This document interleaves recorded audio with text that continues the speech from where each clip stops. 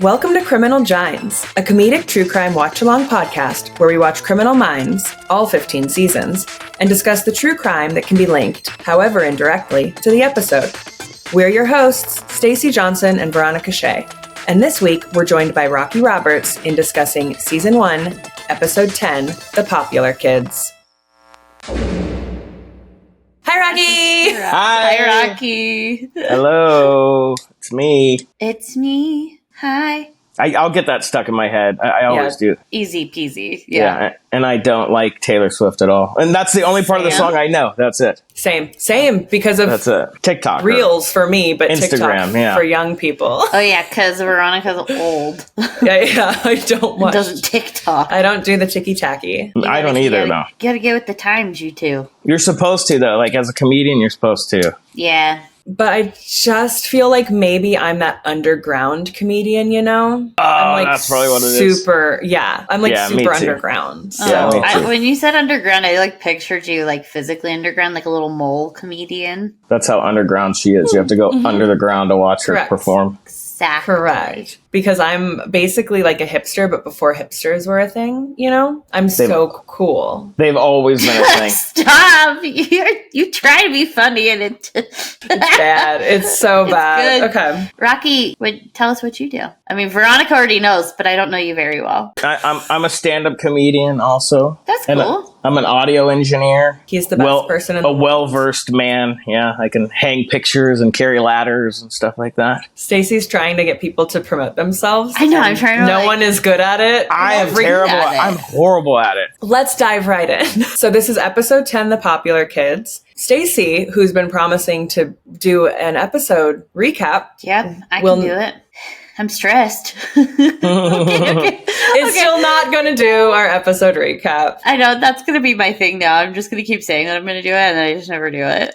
Never does it. Okay, so this starts in the woods. A boyfriend and girlfriend are running, and the boyfriend tells his very skinny blonde girlfriend how out of shape she is, just to set the scene of 2005. He runs ahead, and she freaks out because the woods are so creepy, and she's running through the woods, and she stumbles upon her boyfriend who has been bludgeoned to death, and then someone abducts her. Okay, so the sheriff's office comes out to collect the boyfriend, and they find old remains with a similar head wound and a satanic symbol on a tree. And it says Satan lives, LOD, and an upside down pentagram. For Criminal Minds fans, one of the sheriff deputies will come back as an unsub in later episodes in a completely different area of the country. I love how they do that on some of these really popular shows. And I've found out that you'll be upgraded and can come back as a different character. But I'm I was a dead body in one, and now I'm going to be a detective in another and could be a reoccurring character. I'm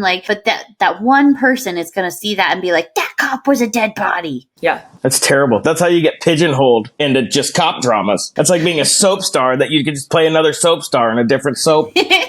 What if, though, I made my living as dead bodies? I would love to be Jane Doe number 3. That's a thing that people, I forget, it was this documentary that I watched once, and I know I watch a lot of weird things, but this guy, he literally made his living off of playing, dead bodies in, cop shows, movies, and all kinds of things, and he was just a dead body the whole time. I love that. Pretty easy career if you can swing that, yeah. It's a cush Yeah, all you gig. have to do is... Yeah, I'd do that. And, not move. I'd abandon everything right now if I could just do that as my career. I'd throw it all away. Yeah. Yes. Just go lay down for a day. Yeah. Hell yeah. No, my problem is anytime I lay down, I just want to go to sleep. That might help you. Hey, there you go. Okay. Anyways, anyway, they discuss the Satanic Panic from the 80s because of the satanic iconography. And because of the terrain of where, you liked my word, iconography? I did. Did you see that? I was Yeah. into it. It was solid. Because of the terrain and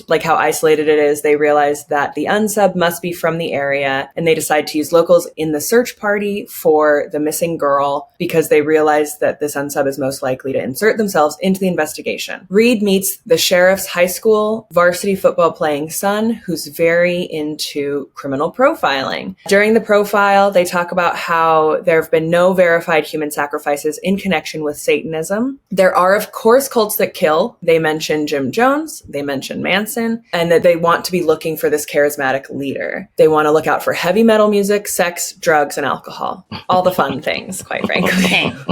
So the sheriff's kid names a guy, Mike Zizzo, who fits this profile. But he explains what Satanism actually is. And he actually explains it correctly, right? That there isn't a belief in an actual satanic entity. It is simply the opposition of a Christian national identity. Just aggressively atheist. Did not know that. Love to see Satanism actually portrayed correctly. Zizzo is completely clueless about the dead body or why LOD and a pentagram is on the tree by this dead body. But now, twist, you guys. This young girl who's one of the popular kids is hanging around stalking Gideon. And Gideon's like, what's up, girl? And she's like, let me tell you about this dead hiker we found out in the woods. Me and my friends like to go watch it decompose. And he's like, ooh, Right. y'all are weird. And she's like, but hey, there was no pentagram there a few months ago. Great. Breaking the case. Morgan and Reed are waiting at the house in the woods where they arrested Zizzo. The sheriff's kid shows up freaking out about Cherish. That's the missing girl's name. Problem number one, Cherish.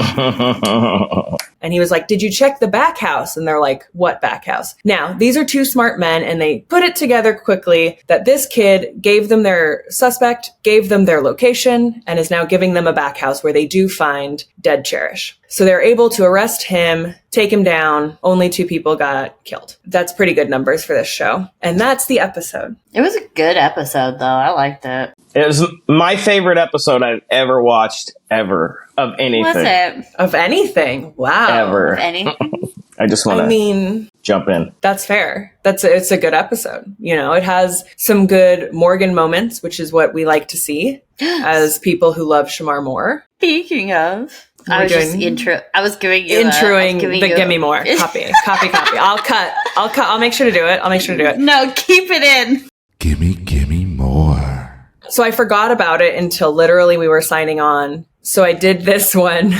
You can see my fingerprints in it because I didn't clean my screen off or get into a dark place to do it. That's a man. It's a man right there. Stacey, why don't you go first? Okay, so we rate him on a scale of 1 to 5 helpings because we always want, it's like you just want like a little bit more, you know? So from 1 to 5, I'm going to say this specific one was probably a 3 for me. Like kind of right in the middle. I will also say a 3. He's not in a tie, but he is back in a suit. Mm-hmm. But I also liked how he helped Reed with his problems. Even though Reed came to him in confidence, he knew he had to tell Hotch and Gideon what was going on because he's a responsible team member. And I like that about him. Yeah. You know? Exactly. Rocky, how many helpings would you have? I think I watched the wrong show. I watched Dukes of Hazzard season 1, episode 10. I thought that's what you guys said we were watching. He's in that. Oh, is he? Mm-hmm. Oh, 5 out of 5 then. 5 out of 5? Yeah. Oh, full helpings. What a stud, that guy. Okay, so what I like about this episode actually is it can encompass so many things like that we're going to talk about because of the Satanic Panic. It has so much going on. Stacey's sneezing. How are you sneezing silently? I always feel like I'm going to blow my eardrums out. I've had practice. It's bad for you. So we're going to touch on one of Rocky's favorite cases. Oh, my favorite murder. Oh. Your favorite murder, triple murder. This is my favorite triple murder of all time. Really glad it happened. Oh my gosh. Well, no one is saying that, Rocky. We're just saying... I know, it's just funny to say my favorite murder. Yeah. I say the one I'm intrigued by the most. That's better. So we're going to end on that one because I think that's the most interesting of all of our cases. Oh, okay. Yeah, I think this episode is very reminiscent of Ricky Kasso, who killed one of his friends in the woods in New York, right? So we see a lot of that in this episode specifically. They were high on, like, out of their minds on what they thought was mescaline, but was most likely LSD. And they had also been smoking PCP, which is an insane thing. To take as one is an insane thing to take, but as a 17-year-old, like who's just getting high on PCP? Or maybe everyone is, and I'm really lame. No. Definitely not.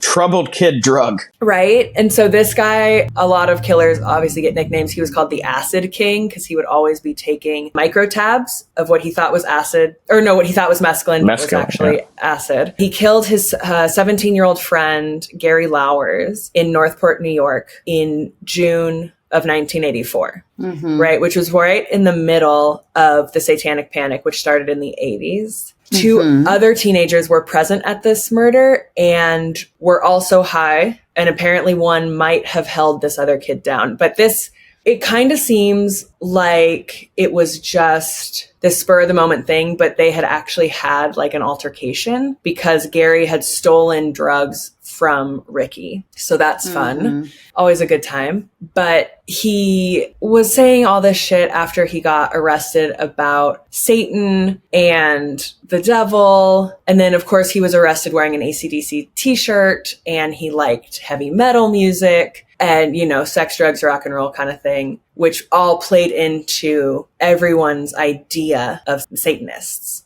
basically. And so they kind of, like, one of the kids rolled on the other kid, but he was high, so it ended up getting thrown out, like his statement. And the whole thing was just very messy, which, like, the Satanic Panic was built on messy. Oh, one really fun thing that Aviv did want me to mention is the song Teenage Dirtbag was based on Ricky Kasso. Oh, really? Yeah, so fun fact. Oh, sorry, I fell down.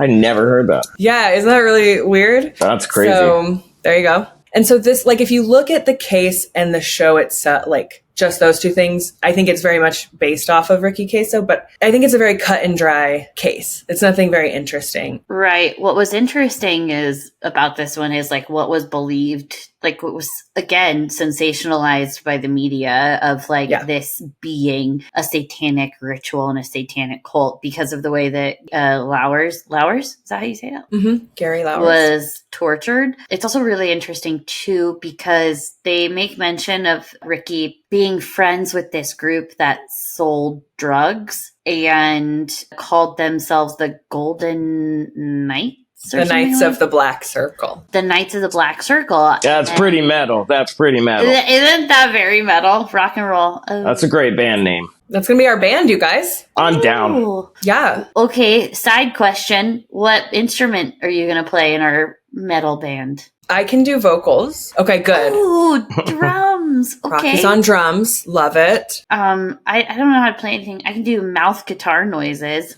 Good enough. You're in. Done. Thank you. Thank you. Nailed it. Okay.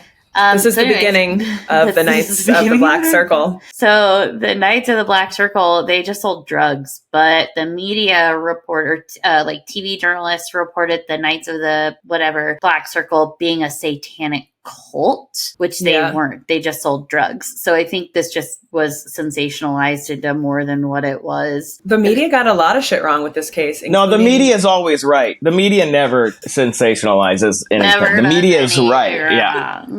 Right. I wish that were true. They got the freaking death day wrong, like the date of the murder. Yeah.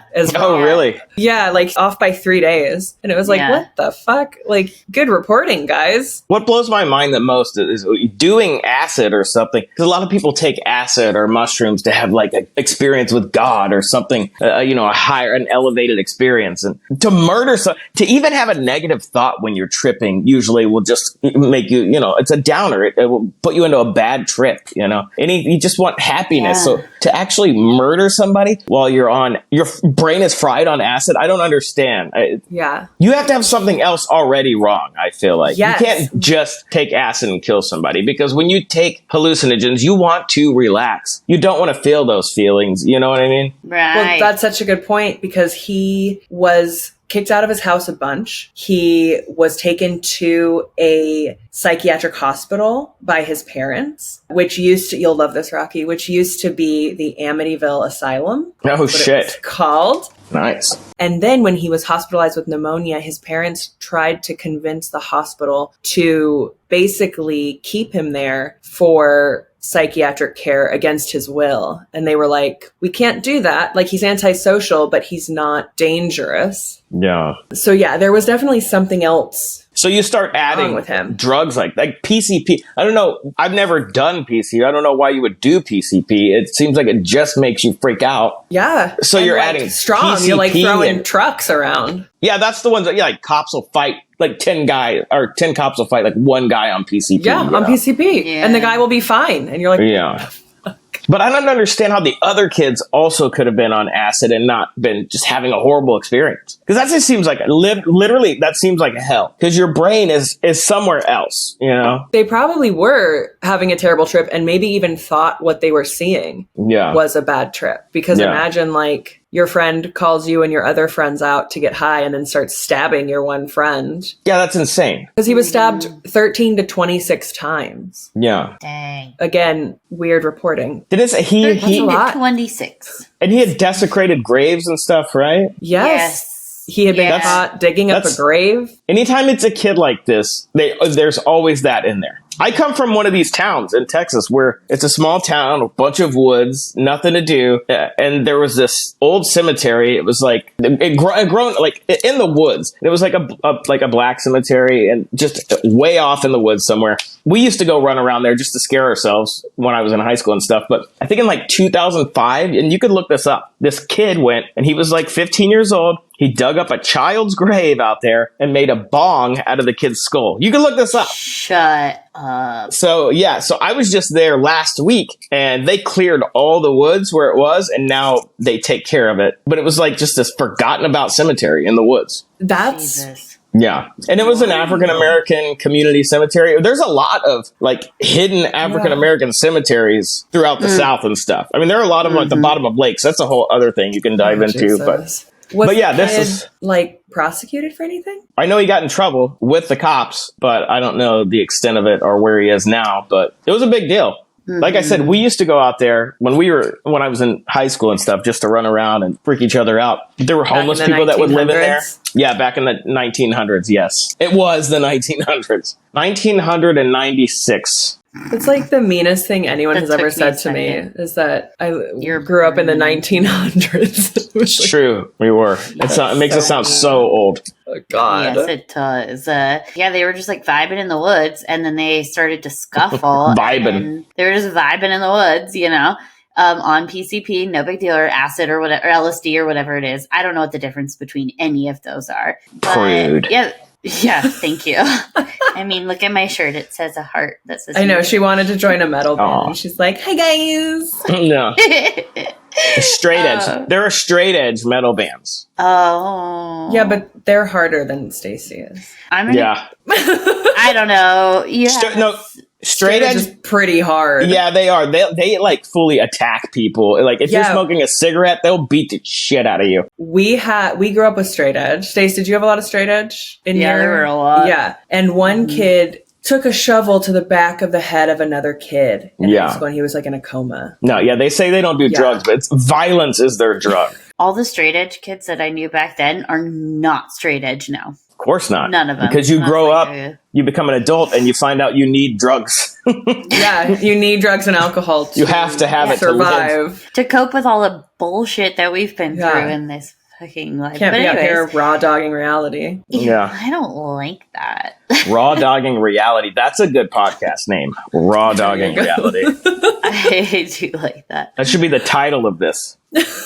Oh, we should. But yeah, they were just again vibing in the woods, and then they started like scuffling and like I don't know, boys wrestling and shit like that. Boys will be boys. Yeah, right. Well, it escalated, and then Kasso snapped and bit the guy Gary or whatever his name was on the neck, Gary. and then He bit Gary. he bit Gary. Dude, he bit Gary. Can we make shirts that say he bit Gary? Done. Oh, wait. That's got to be the And then PCP. stabbed him. Yeah, Bit that's him the and stabbed PCP. That's not That is the PCP for PCP sure. and mental problems. Yeah, absolutely. And then he just like kept stabbing him. He couldn't stop. And then he commanded Lowers to say, he wanted Lowers to say the words, "You love Satan." And Lowers didn't say it. Instead, he said, "I love my mother." That's finally, just very sad. So stabbed him. That part's sad. Yeah, I kind of took it down a little bit. But also that's supposedly, because this is coming from kids who were high on acid and PCP recounting this. And like, yeah. You know, the guy who supposedly held down Gary so that Ricky could stab him, he was arrested and tried, but they ended up kind of throwing out the case because he was recanting. The other kid who had, you know, brought testimony against him was recanting because they were high. They were like, we have no idea what the fuck happened. And they kind of had to throw out the case. So what we do know is that Ricky Kasso killed Gary Lauwers by stabbing him a bunch, but whether or not it had anything to do with Satan was really just fueled, I think, by the Satanic Panic. That too. It also doesn't help that Kasso did brag like about yes. Oh my God, we did. We forgot about that. He bragged about it. Yeah, he bragged about the murders, and then he claimed that Satan manifested to him in the form of a black crow after killing him or whatever, that he interpreted as Satan's approval for murdering him. Wow. Yeah, okay. So yeah, I mean, he had some mental issues. But I do think he was trying to just style out the murder by being like, it's for Satan. When really it was because this kid stole drugs from him. Yeah. Right. And he snapped while he was on drugs. Yeah, absolutely. Yeah. Even more crazy is that Kasso brought teens back to view the body in the woods before they buried him in like a shallow grave. And it wasn't until 2 weeks later that the murder was reported to the police via anonymous tip. Jeez. Yeah, which is very much like this episode, right? Where the kids are like watching this guy decompose. Like, it's so gross and creepy. Yeah. But might be something that I would do. Yeah. Watch a body decompose. There was this summer when I was growing up in Reno. Where you watched a body decompose? Yeah, actually. But it was a cow. We would take our boat out to Pyramid Lake, which is like, it's out on a reservation. And it's out in the middle of the desert. It's like the most beautiful lake. And there was this cow that had died on the side of the road. And I got to watch its stages of decomposition throughout the summer. Oh, lucky you. That's so cool. What a cool summer. The summer I found myself. Yeah, and that's how I started eating meat. That's how you started? Kidding. Oh, I was like... Fucking weirdo. Anyway, Kasso ended up killing himself after like 2 days in jail. He strangled himself or hanged himself with bed sheets. The old Jeffrey Epstein. The old Epstein defense. I love that that's going to be a thing now. Yeah, that's why. Well, you saw the pictures, like the pictures of the kid. Clearly, that kid is disturbed. Yes, he's an asshole. Yeah, he's an asshole for sure. An asshole. Yeah. Like, fuck off, dude. Also, kids are so stupid, like killing each other over drugs and shit. Kids are stupid. Yeah, kids are stupid. Kids are so stupid. I knew a kid that, I mean, this is bad. I mean, he was one of my good friends in high school. 9th grade, he committed suicide. He was selling weed for some guy, and he smoked too much of it. So he was afraid the guy was going to kill him, so he killed himself. And it's like... That wasn't going to happen. No one was going to kill you. You're all stupid kids, you know? Holy shit. But yeah. Jesus. Well, if Stacy didn't take us down. Yeah. It's okay. It was like 22 years ago. But I mean, it's stupid. I knew another kid that kids poisoned him because they said he was stealing their drugs. I'm from one of these towns. It's called Humble, Texas. Spelled humble. Yeah. Wow. There have been some famous murders there. I'll tell you guys about it later. That's some wild. Stuff you can check out. But a lot of this was fueled by Satanic Panic. I'm going to bring us back. Re-listen. Which started in the 80s with a single book called Michelle Remembers. And it was by this woman, Michelle Smith, and this guy, Lawrence Pazder. It was published in 1980. And this was a book that claimed to link satanic rituals to the abuse of children and coined the term ritual abuse. And it was presented as Michelle Smith's autobiography. She was in therapy and used recovered memory therapy to basically remember this childhood trauma that she supposedly suffered as a child. This would lead so many therapists to use recovered memory therapy with their patients. Mm-hmm. And they were basically, while their patients were hypnotized, feeding them these like ideas that they then corroborated. It was very much like false confessions that they would kind of say back while all under hypnosis that they were abducted by a satanic cult and made to do these things, or they were sexually abused by their teachers or parents. And then when they come out of this hypnotic state, the therapists would tell them what they told them while under hypnosis, that they had been abused, that they had been used in a ritual for a satanic cult. And this was this was nationwide. And there were something like 12,000 claims. And a lot of these they went to the police, they brought them to court, and not a single one had substantiated evidence. It was just like so crazy, and is like still a thing. But this is what I think is crazy, because the idea is from that if the abuse is so bad, you're not going to remember it, right? Like you're going to block it out, which happens. Right. And so they said something like these like children abuse cases, only 10% could remember the actual abuse of 12,000 cases.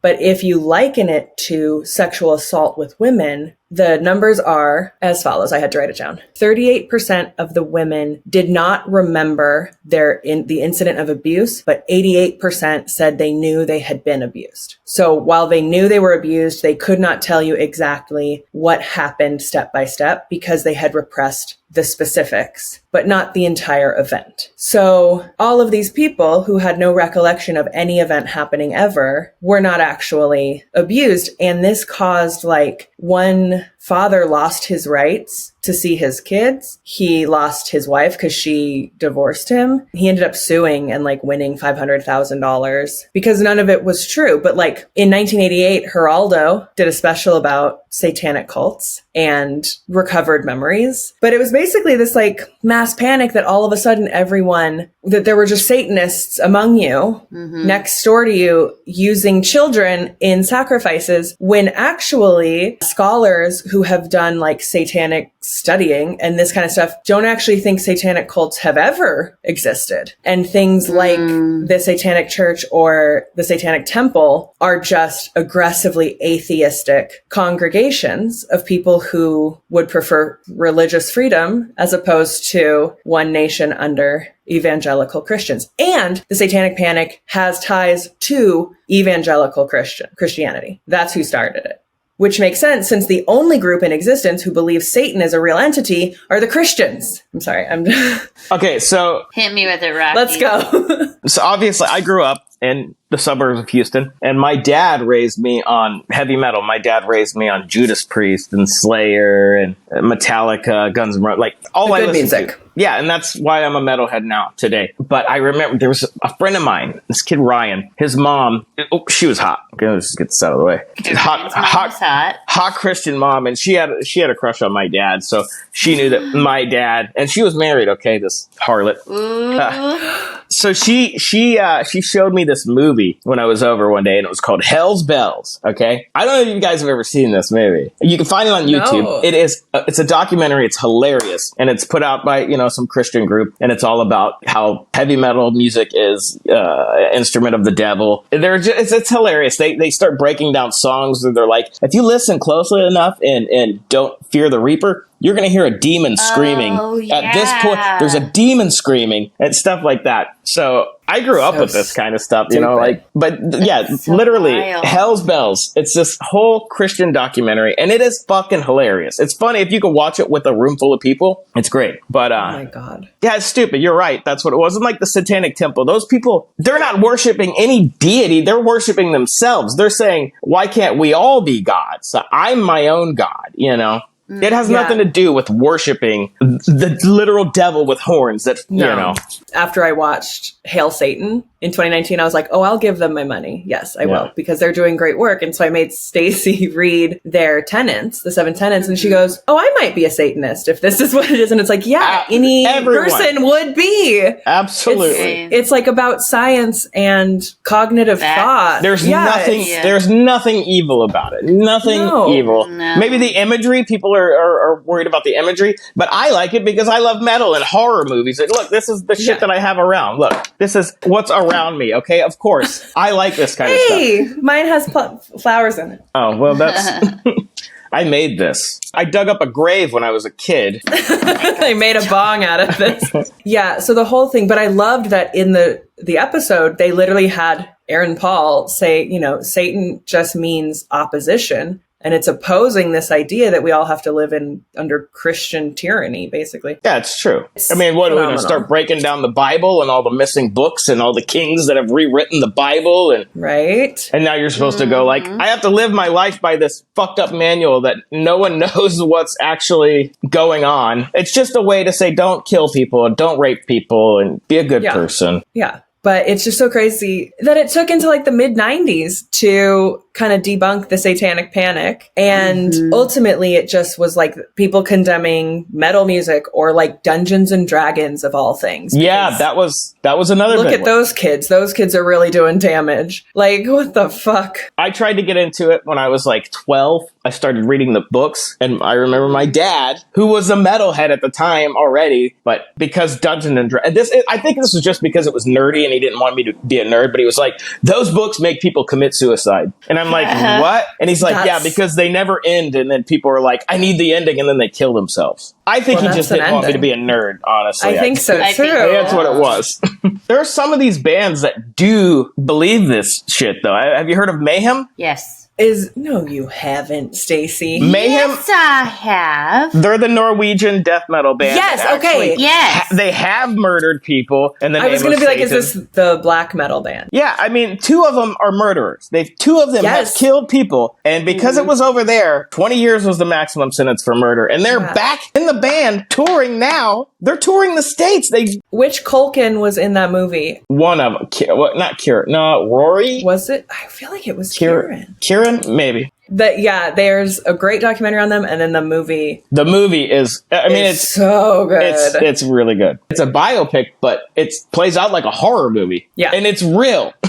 Those bands really believe that shit over there. But it's also because they're like descendants of Vikings, and they had to battle Christians trying to kill them. You know, so that's why they're like this. Yeah. Their music is so hardcore. Yeah. Norwegian black metal. It's crazy. They're about that life. But okay, so like obviously the 80s wasn't the first time that we saw this like mass panic and people wanting to blame a group, right? Like the Satanic Panic researcher Joel Best, who of course we all know about, basically said that while there is absolutely no historical evidence for any satanic cult ever, this was very much what the witch trials was, right? They wanted to put all of these fears on witches, on Satan, on these things, and they blame a certain group and then prosecute or drown or burn that group. Based on what children said. Yes, even in the witch trials, based on what fucking children were saying. Based on what 2 kids said. Wild. So wild. Yeah.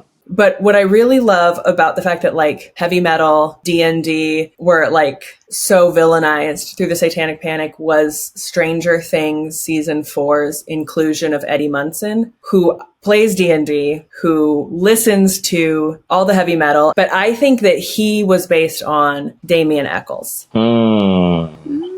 I fell off in season 3. I know who you're talking about. Yeah. And I know the character. I know he was like the guitar kid. Yeah. I know.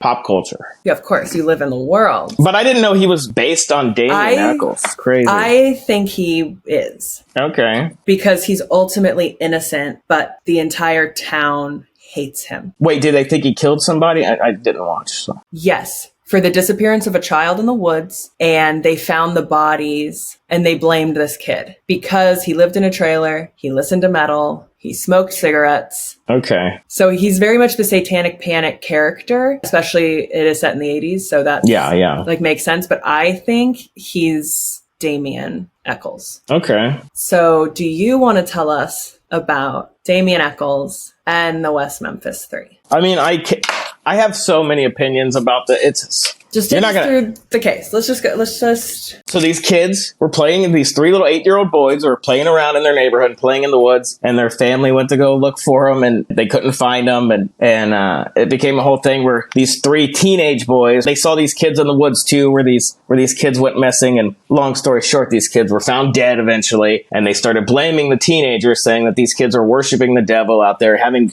Satan worshiping orgies, getting drunk and stoned in these woods where these kids were playing, and clearly they murdered the kids for Satan. Then these 3 kids were caught, put on trial, and found guilty, and then they served 20 years, even though they maintained their innocence the entire time, and eventually they got out. But they had to still say that they were responsible for the kids' deaths, but they got out. They're Alfred, please. Yeah, I'm not good at as you are at this, Veronica. You do it, and then I'll intervene. Oh my gosh. Okay. Stacey, this is how Rocky and I bonded. Ooh. He was like, you have to watch these documentaries. So the West Memphis Three, who are on my shirt, and this is the book, because I had the book before I knew that there were documentaries.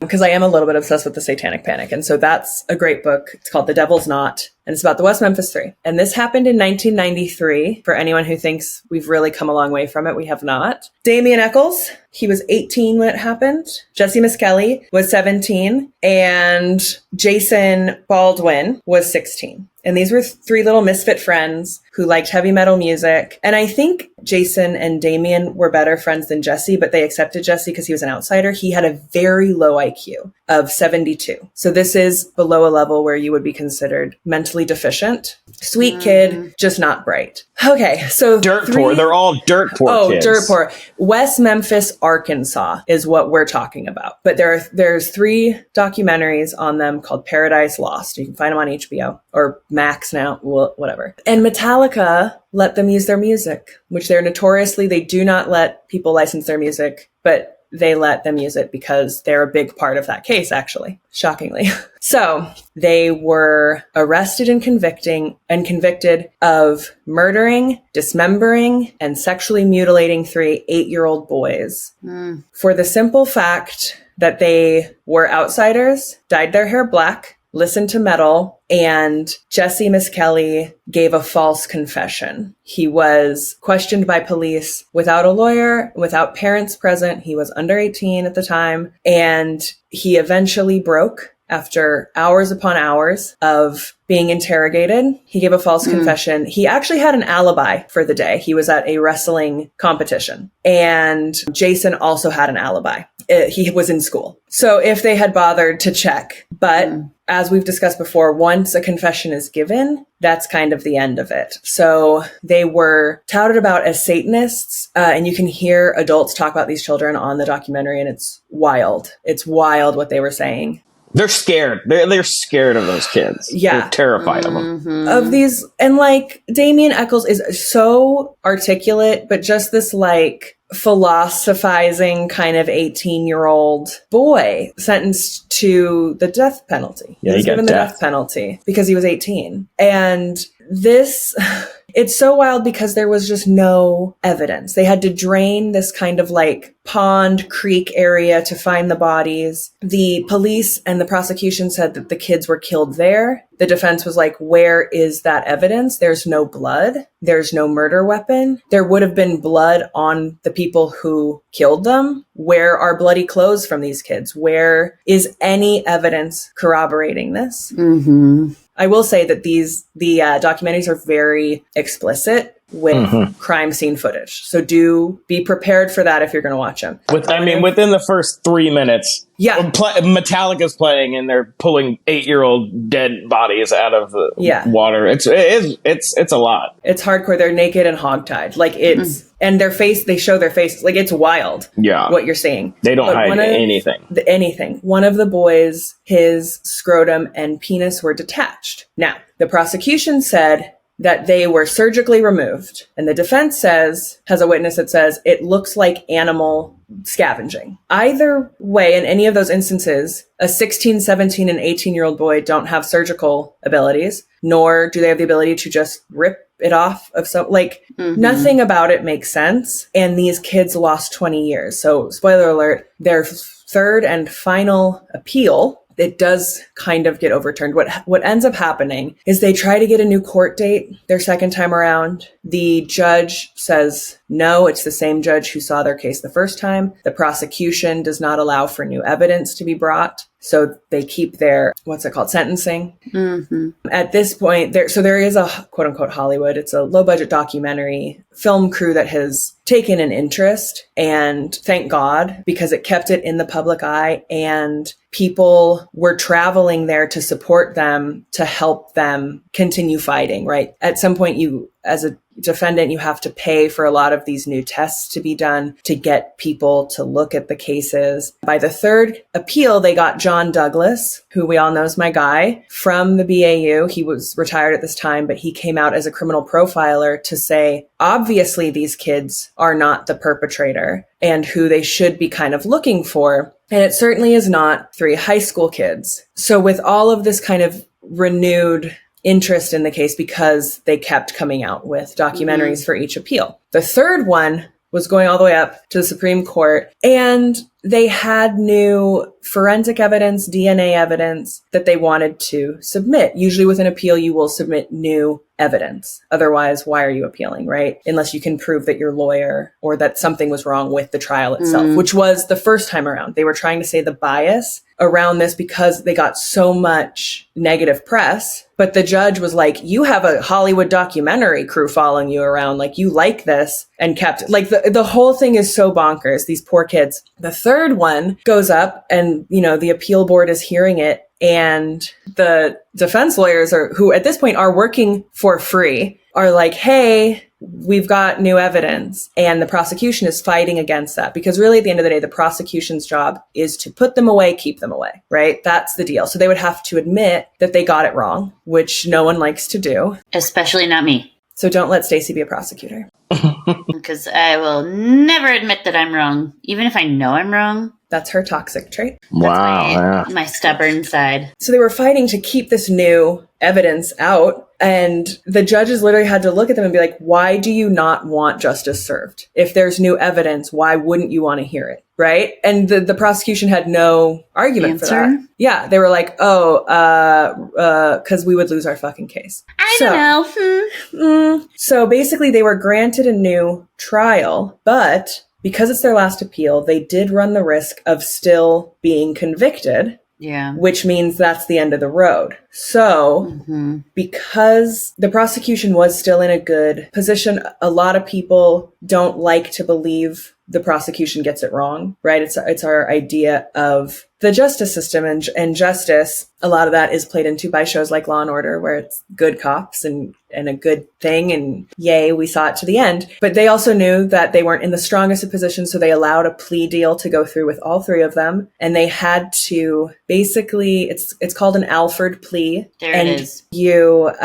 basically say that you are guilty. Well, no, you say that you are innocent, but you're pleading guilty because of extenuating circumstances. So essentially it allows you to claim innocence, but what you're saying is there is so much evidence that could prove the possibility of my guilt that we're just going to go along with that. It's like pleading no contest. Like, I got a ticket, no contest. I'm not saying I'm guilty. I'm just going to pay it. Yeah. So they all are still to this day convicted felons because of that. It doesn't wipe your slate clean or anything, but they were sentenced to time served, and they were finally released after, I think, 18 or 19 years.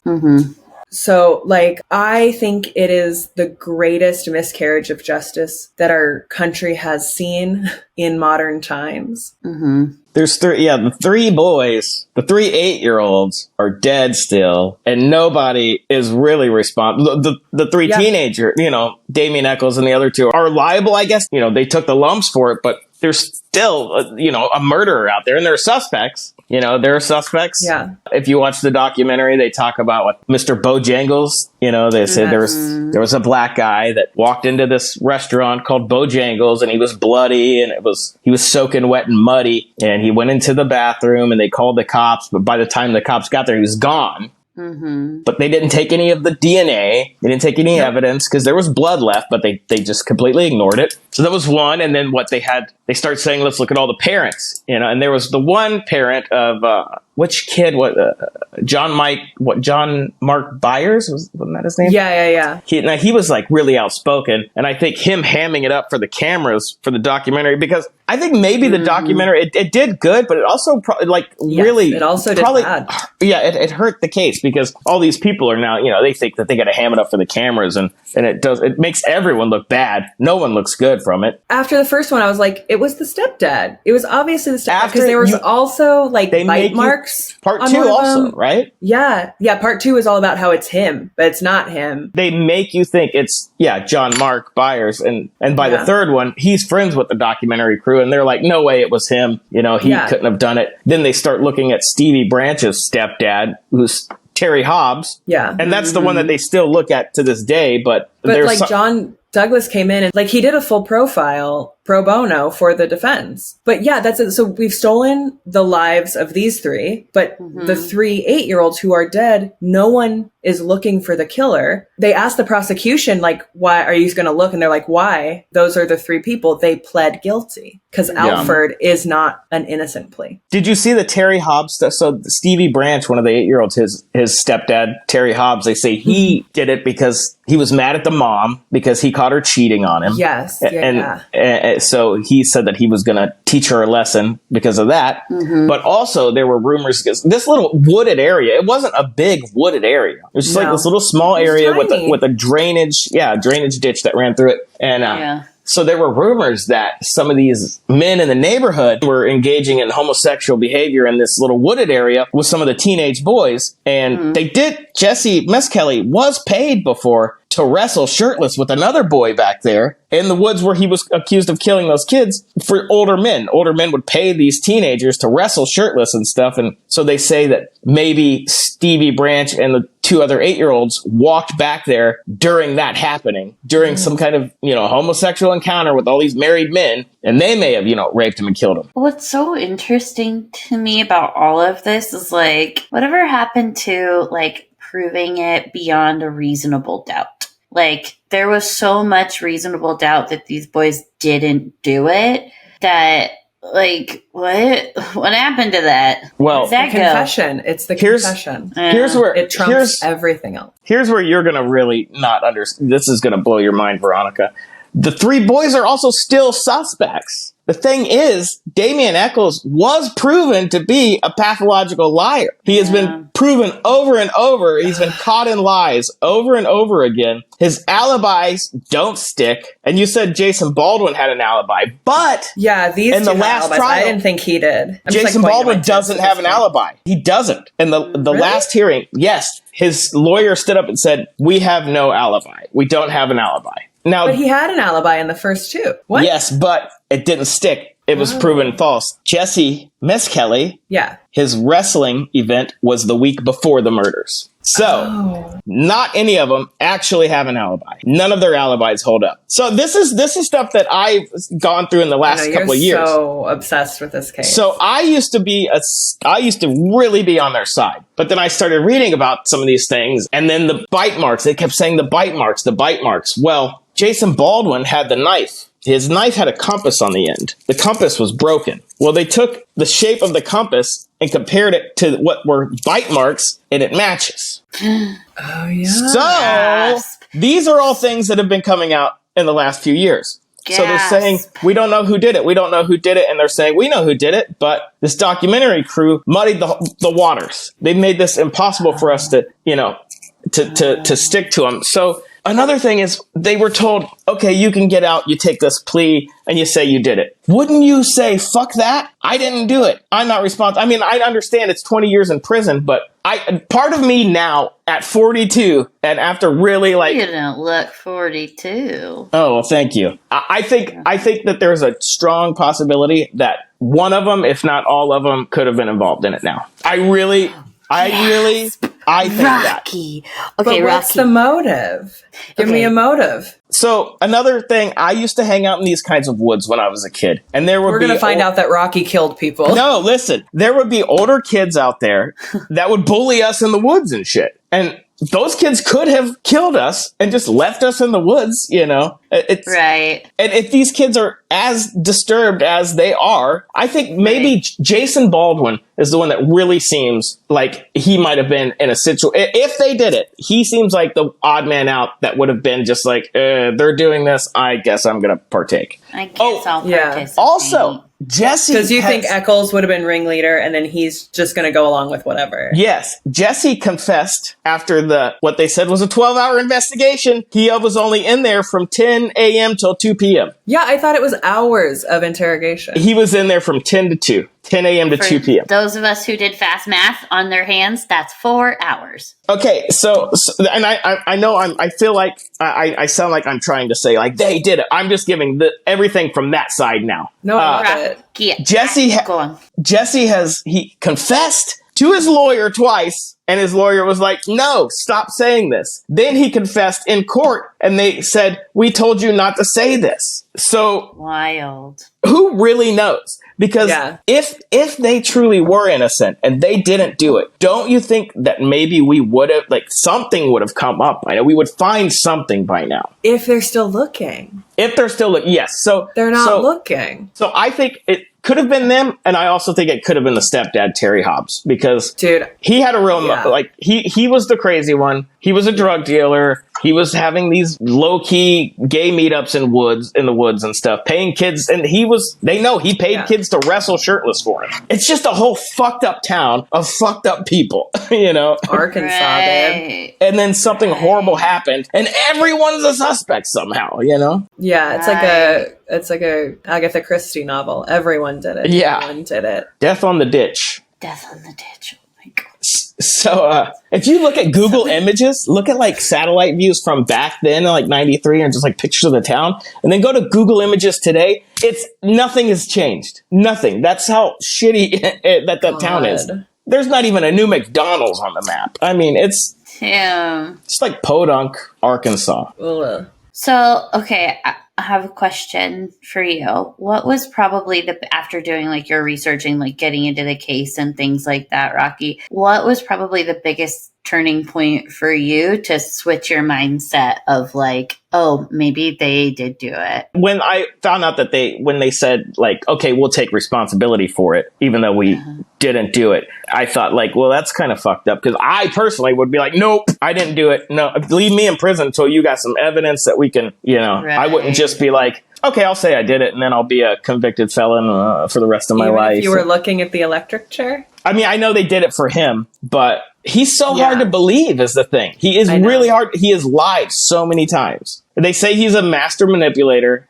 There are people like Eddie Vedder and Johnny Depp and stuff that were his good friends in prison and stuff that have now kind of cut him out of their lives post all of this, that hung out with him a lot. Yeah. Well, so to me, he seems just like that pretentious dude. Like he's just that pretentious dude. And you're like, calm the fuck down. But I think that also lends to the idea of like, well, then he did it because people don't like him. Yeah. It's just all the lies, like the rape thing in Paradise Lost 2, where he says, I've been raped in here and abused and all of these things. I haven't seen the sunlight in 2.5 years. And they're like, they proved that he wasn't raped. Yeah. They arrested the guy that he accused, and that was all proven false. Saying he hasn't seen sunlight in 2.5 years, they're like, he's outside every day. He's in a cell with a window. Yeah. He's just saying things now for the documentary. So that's where I think, like, while the documentaries are fucking amazing, they're 3 of the best documentaries I've ever seen in my life. I lost sleep over this because I couldn't stop thinking about it before. I do think that they probably did some damage because he knew that he had the world's fucking ear. Yeah. Well, Absolutely. Like we said, the documentaries always have an angle. Yeah. He's the only ham. He's the only one that hams it up for the cameras and will just talk and talk. Jason Baldwin doesn't like to talk hardly. You've seen, like, they have a hard time getting words out of him. And Jesse Misskelley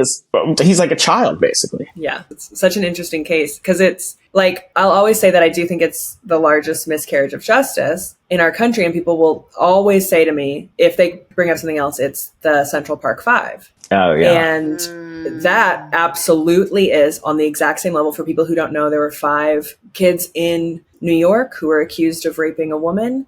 and they were arrested and convicted with absolutely no proof. One of them was not there. Ava DuVernay does a series on it called When They See Us, which is beautiful. It's on Netflix. But to that, I say that one, from what I've heard people talk about it, it boils down for people to racism, which is such a problem. It absolutely is a huge problem, but that's what it's dismissed as. Well, if we weren't so racist, it wouldn't have happened. Whereas this does not have that issue and still happened. So it's just, this I think shows how broken our justice system is, unless now fucking Rocky's right, which I don't think he is, because I don't know if going with John Douglas on this. He's my guy. I'm just saying that there's somebody, and we don't know who it was, and that they took responsibility. Yeah. You know, in the eyes of the court, they took responsibility for it. And now now no one cares. You know, they just, at the beginning of this year, they did turn down Damien Eccles for trying to have more DNA tests done on the evidence, which they said the evidence was lost in a fire, but they found all the evidence, which was the shoelaces and the clothes and the sticks. But they said no, they shut him down on having the DNA evidence done. Well, there are some people that are saying, well, he only wants the DNA evidence done because he knows that it's going to be inconclusive or whatever, and that's why the courts they just want to let it die out, they just want to let it go. Who knows? I mean... Yeah. I mean, it makes sense for the prosecution because they're double downing on these are the people. But I don't know. It's one of those that it is so... It really highlights how our justice system works and doesn't work at the same time. I've just kind of started to not like Damien Eccles as a person. Oh, I don't like him. I should say that. In the first documentary, I'm like, oh, you believe your own shit. But then I remember you're an 18-year-old child. Like, you're an 18-year-old kid who wants out of Arkansas. His formative years of his adult brain growing up in prison. Yeah. Exactly. Very true. Question, do they, based on what happened with the crimes, and forgive me because I can't remember it, I couldn't find it, there were no sexual assault charges filed against them either, correct? Okay. No, the prosecution, because they found semen in jeans nearby, the prosecution was like, they were raped. And then they did body examinations and it was, they were not raped. And then there was the penis extraction, which then again led to sexual abuse. Which I do think that was a turtle. They say that they think that was a snapping turtle that thought it was a worm. It's what it is. It's a little boy's genitalia. It does seem like a turtle. Got it. Yeah. They do in the documentary show you up close. So it's not like, here's his crotch, but it shows you the scratch mark, bite marks, and then it shows other comparative scratch marks and bite marks. Yeah. So I do Paradise think Lost. Mm-hmm. Okay. In the second one, they don't do that until the second or third one. Yeah, and they go along in real time. Yeah. In the first one, they just say it's all stab wounds and then they start to go well, they were left in the woods overnight in this ditch where there are turtles and raccoons and all kinds of wildlife at night. Yeah. Okay. I was asking because I couldn't remember if they were also charged as sex offenders or had to register as sex offenders because of that. So, all right. What did they ever... the semen on the pants, though, it wasn't the kid's pants, right? It was the kid's pants. It was, okay. But that has never been linked to anybody. Yeah. But also... And here's the thing that I know John Douglas had an issue with, and a lot of other defense witnesses, forensic witnesses have had a problem with, is that crime scene was not only not locked down and processed properly, it had so much contamination from wildlife and nature, but there was no blood found, which means it's not the kill site, it's a dump site. Now I need you to go and look at the actual... What is it called? It starts with an L, luminol, or whatever. What they pour? Luminol? Yeah, yes. luminol. So there are photos of it. Of blood? Yes, they have. But luminol also picks up natural things like potatoes. Really? It picks up They have potatoes all over them. Like if I were to rub potato on my arm and put luminol, it would pick it up like it was blood. Like there's I didn't know that. Pools of blood. Like there's not enough blood. So even if they were killed somewhere brought with discharge blood, it could that could be that. Yeah, okay. Well, and that's why they said that there was a shed that they looked at because they think the kids might have witnessed a drug deal and they killed them in a shed. I mean, it's... Yeah, but they were also in water. So it's like... Yeah.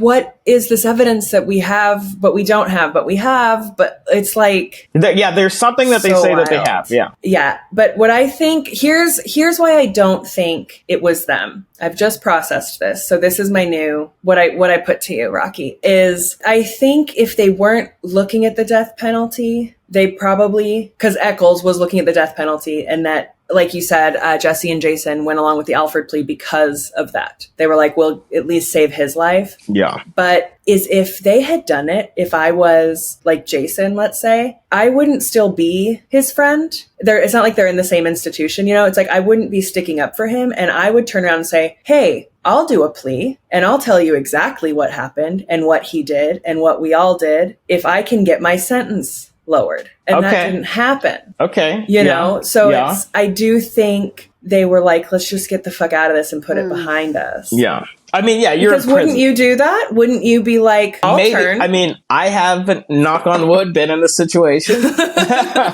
But yeah, you're right. That's why I'm saying the fact is that somebody killed these 3 kids and they're out there still, whether it is them or a parent or, the random black person, which was probably racism because they don't have a lot of black people in their town and they see a black guy and they're like, hey, he did it. Yeah. If he existed. If he existed. Yeah. And that's the thing too, is this is a time before everyone had phones to take photos, before the internet, before everyone was on security cameras. Like, I don't think we mentioned either that those woods backed up to a truck stop, which was just a truck wash, where they said that the truckers would go and have sex with the gay lot lizards that would run around there in those woods. Okay, guys, our band, what's our band's name again? Gay Lot Lizards. No, Gay Lot Lizards is our first single off of our album, Death on Black the Ditch. Circle. By Black Knight Circle. Yeah. Death on the Ditch is our first album. Gay Lot Lizards is our first single. And from our band, Black Knight Circle. Lizards. Nope. Circles. Lizard Night Circles. Lizard Night Circles.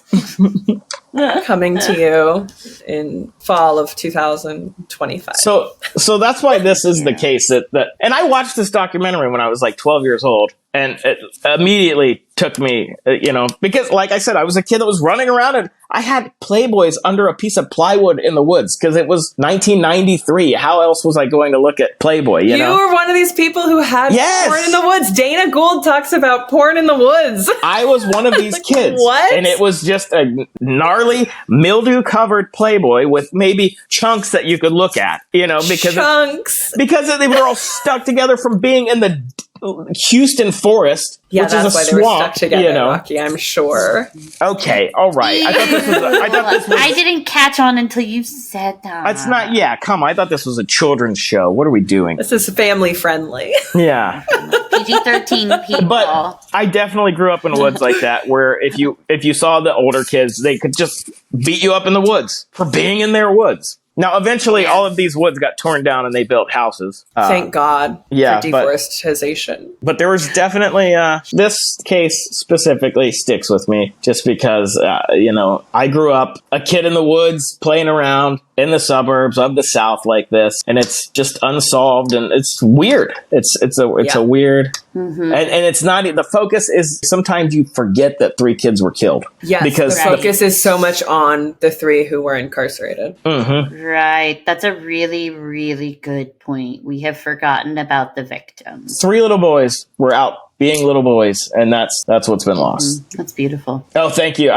Thank you. He's been workshopping it. I was workshopping. I tried it on stage last night. Oh my God. On that note, Rocky, what do you have upcoming? Like, do you have anything? Oh, thank you so much for asking. We're really good. We're good at segues here. You can catch me around LA. I'm usually performing on people's shows, whatever. But I have a monthly show at the Hollywood Improv called House Party. It's a big party vibe show. I have a party show. They give out weed. Yeah. You do? A lot of it, yeah. At the show? Yeah.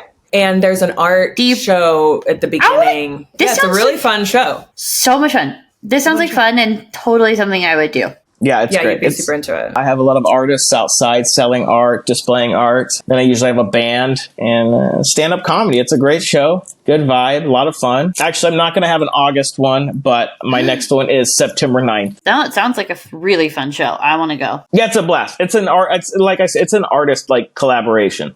And I mean artists as in comedians, musicians, and literal artists. I think that's really cool. Yeah. All right, September 9th. I'll be there. Will you? You weren't at the last one, were you? I know. Well, I was prepping. I was at the 2 before that. I know, it's okay. And it was my fridge broke. And Let's my be fridge real. broke. We had to deal with that. Stacey and I learned how to clean coils on a fridge. Yeah, we did. Oh, we wow. did that.